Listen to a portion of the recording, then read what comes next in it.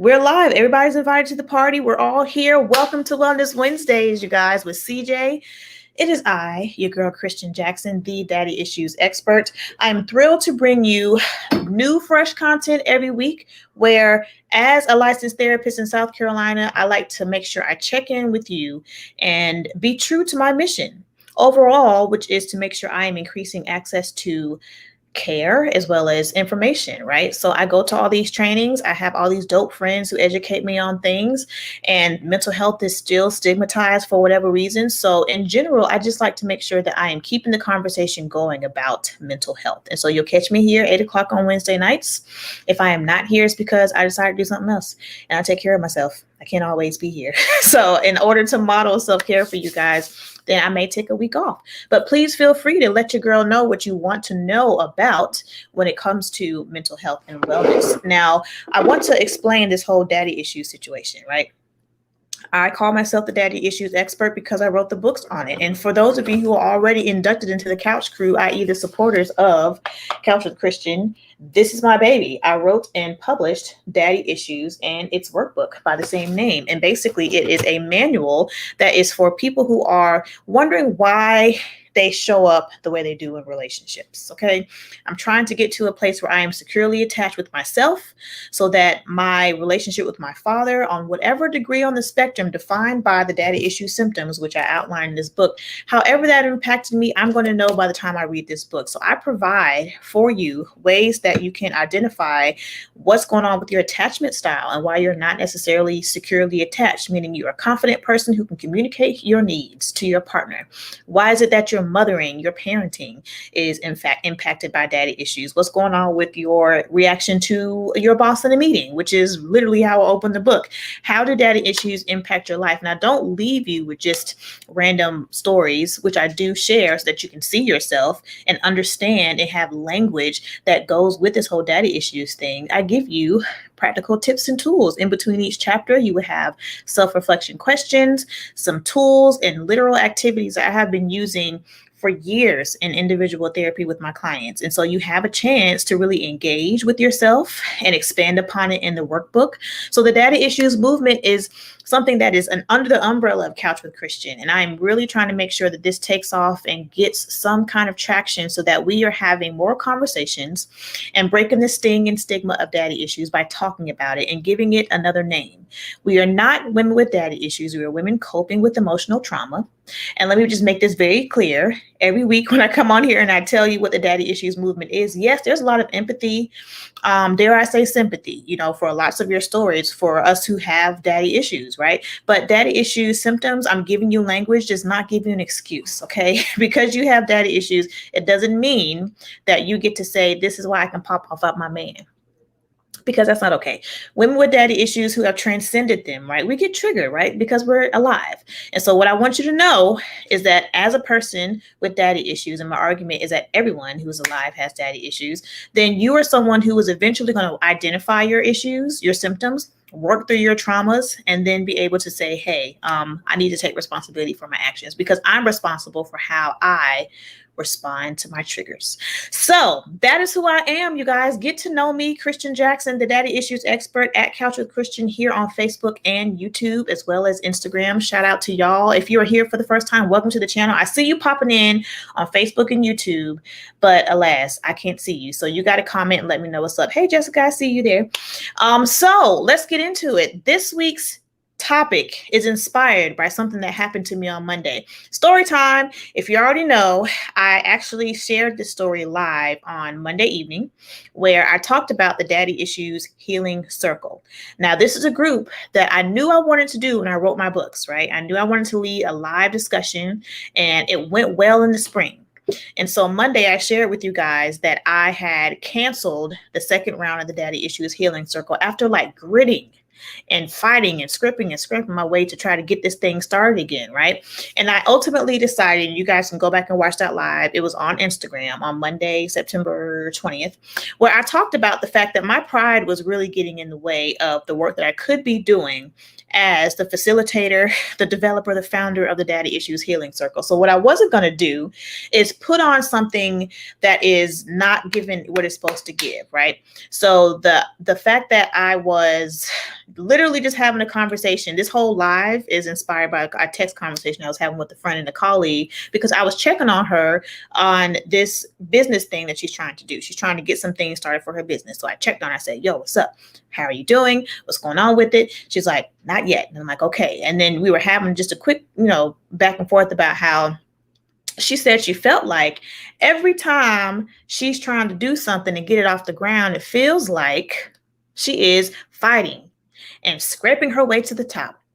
And I want y'all to put something in the chat to tell me that you agree and have gone over with this. How many times, and you think about this thing now, have you been in a relationship that you're trying to make work that really shouldn't have been a relationship in the first place? I'm gonna raise my hand because the man that I married, I mean, I was super young and we had made a bunch of decisions on both parts, but I held on to that because for me, in my case, and I write about this in my books, my dad told me that Tony would leave me. So for me, for a while, it was, I got to stay with this man because I don't care how unhealthy it is or the fact that I'm sacrificing my needs to make sure that he's okay. I got to prove daddy wrong. So what is it that inspires us to hang on? Okay, claws clenched and white knuckle it, just to like fulfill whatever it is this vision that we're going to have. What is the motive? What's going on? What has us staying at this job that we hate? Right. So I was at this job for like a year and a half and was bullied the whole time and discriminated against, and it was terrible. And then they fired me on top of that last year. So I stayed on because in my case, I did not trust that God was going to take care of my family without the job. And so God removed me from that situation because it was really taking a toll on my body, and I'm stuck with the chronic illness now, but that's a whole different situation. What is it that has you motivated to stay in the situation, at the job, at the place, really literally trying to fit a square peg into a round hole? That is the topic for this evening. I want you to chime in, whether you're watching on the replay, I engaged in, or you're watching live. What is it that you were hanging on to that really just may not be right? So you know me, the way my trauma is set up, and what I feel safer and more in control when I give lists. And so that's how I blog. If you go to my website, couchwithchristian.com, you can get on my email list. You can go there and find my blogs. I'm a list girl. I like to make sure that when I write, I give you practical skills. You have things to kind of go by. So tonight is no different. The other thing that I like to do is set up the definition for the evening. And if you're watching on Instagram, you're not going to see this, but you will notice that on Facebook and Instagram, you can see this nice little graphic or these words going down the bottom of the screen. What I am defining for you is, what does it mean when we have this tendency to have this square peg fit into a round hole? I'm calling it square peg round hole-ism, right? Which literally, to me, in my mind, the simplest way I could really conceptualize and share with you guys is that means you're just forcing an outcome to assuage your pride, right? So going back to the Daddy Issues Healing Circle, something that I really do hold near and dear, something that I know has been successful and amazing, I had to let it go this time, because what happened was the 3 women that I finally did get to sign up to start in the fall here, one person dropped out the day of the group, which I was like, you know what, I'm going to go through and check the vibes. I'm going to have this group anyway, just to kind of see where it's going to go. But I knew that the group was fragile, right? And I kept hearing something tell me, quote unquote, that I might need to rethink this whole thing, right? Some people will say something tells me, quote unquote. I call it the Holy Spirit. You may call it universe, your higher power, whatever it is. But we need to make sure that when we have these feelings, that we tune into them, which I'm going to get into. Now, what I think the antidote to square peg round hole-ism, which is again forcing an outcome to assuage your pride, to fight tooth and nail for something that we probably shouldn't have, it shouldn't be in our lives, whatever it may be.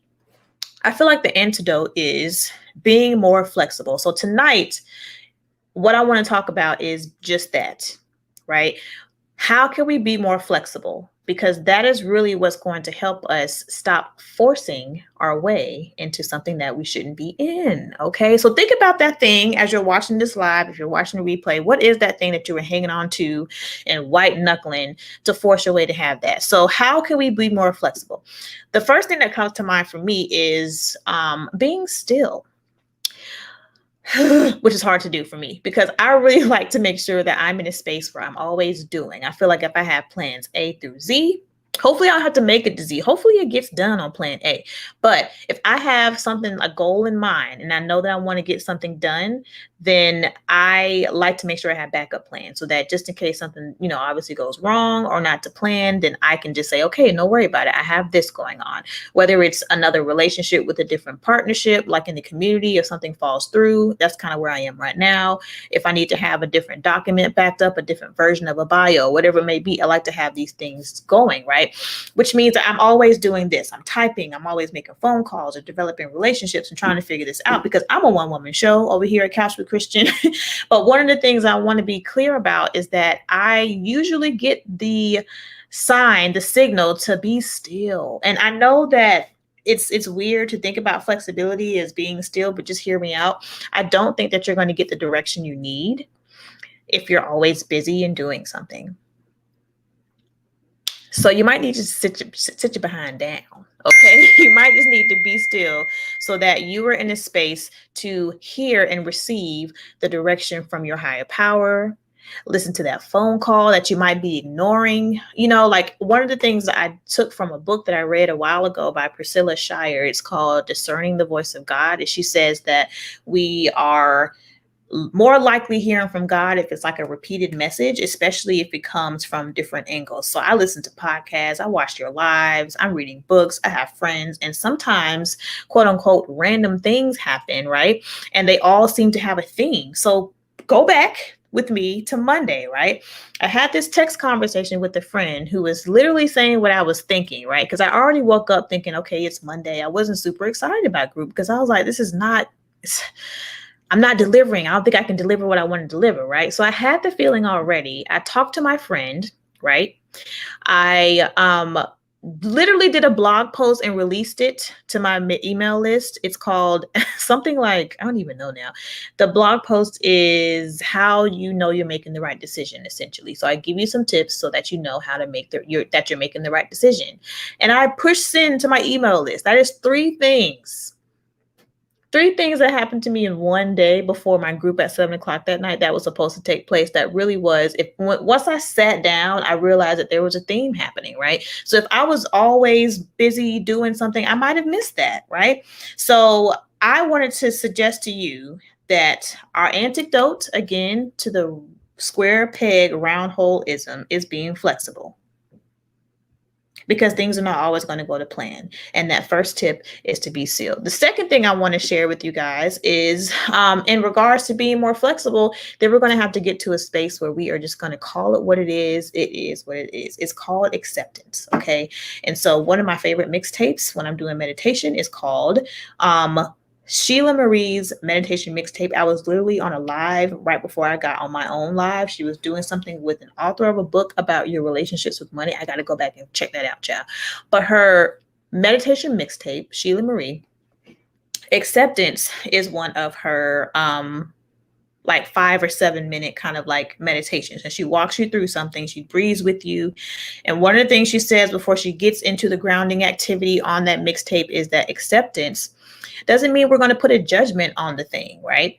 If I'm going to accept that my father is the way that he is and we won't have a relationship, then I'm going to set this boundary or let him have his space because I trigger his stuff, whatever it may be. And that's my personal story. And I write about it in my book. But I have to accept that this is where it is, right? I have to be flexible. So for a while, in relation to my story with my dad, and like I said, I share this in my book.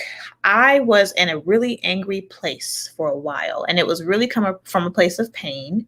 So if I had written this book back when I was 21, 22, like it would have been a whole different situation, but I had to step back and heal. I'd done my work. And if you guys are new to the Couch Crew, then you may not have heard me already say I've been to therapy. I've worked through the things, and a lot of what I had to do was accept my role and accept what his was and say, you know what, it is what it is. So I'm more flexible now by just accepting people for who they are. They show you pretty early in your relationship if you're a pretty good judge of character. So in order for us to address this issue of trying not to force a square peg again into a round hole and force things to happen because of our pride, then the second thing that we'll need to keep in mind after being still is that we just need to accept it. It doesn't mean that you like it. I really want to make that very clear. It doesn't mean that you're okay with whatever this thing is that you're accepting, but as long as you can say, hey, I'm an alcoholic, I have an addiction to shopping, then at least you know where you stand, right? And so then that way you can be more flexible and maybe even be more open because you're accepting your situation. Then you can be more open to the options that may be healthier for you. If you're still, you can hear the messages coming through from whoever you're consorting with and whoever you're talking to about the situation. And then you can accept this thing.